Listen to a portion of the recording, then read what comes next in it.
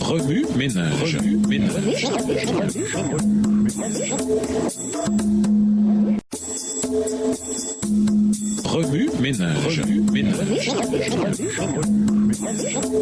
Bienvenue à votre émission Remue ménage. Nous voilà à la leçon de jeudi. La générosité, un ingrédient essentiel pour l'unité de l'Église. Lisons Acte 4, verset 32. Acte 4, verset 32. La multitude de ceux qui avaient cru n'était qu'un cœur et qu'une âme. Nul ne disait que ses biens lui appartinssent en propre, mais tout était commun entre eux. Pour conserver l'unité de l'Église, les croyants devraient partager joyeusement les ressources que Dieu leur donne. Acte 4, les versets 32 à 37, nous rapporte un acte de générosité. Les croyants vendaient leurs biens et en partageaient le fruit avec les membres nécessiteux. Ils mettaient leurs biens en commun pour satisfaire les besoins temporels et financiers de l'Église. La générosité exercée avec joie est l'une des caractéristiques chrétiennes. Un croyant équilibré donne généreusement et joyeusement. Dieu aime celui qui donne avec joie. 2 Corinthiens 9, verset 7 est l'un des meilleurs principes de la générosité. Le mot joie a pour synonyme bonheur, enjouement, enthousiasme, euphorie. Dieu veut que nous donnions joyeusement avec amour. Cependant,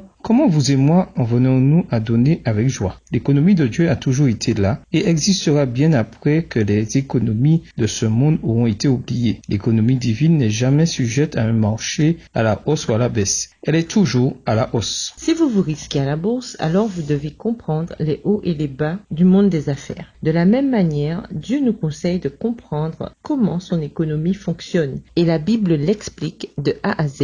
Dans nos églises locales, nous avons des membres aux différents besoins financiers. Et il arrive que le corps tout entier de l'Église ait besoin d'assistance financière de temps en temps pour faire avancer sa mission et ses activités. Comment pouvons-nous donner avec joie pour ces causes? Il nous appartient de veiller à avancer ensemble en tant que corps du Christ, quelles que soient nos différences. La générosité est l'un des moyens de réaliser cette unité. Ce moyen qui a fonctionné pour l'Église primitive nous permettra d'obtenir les mêmes résultats.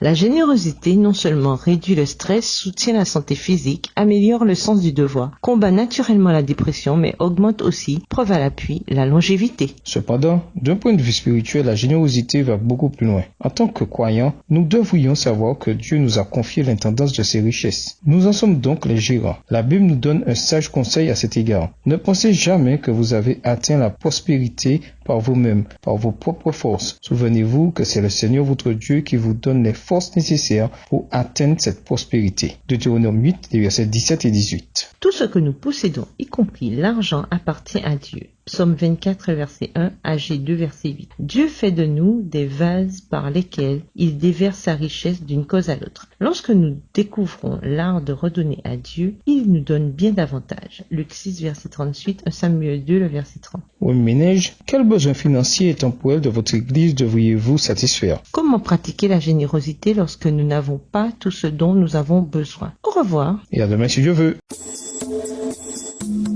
Remue ménage.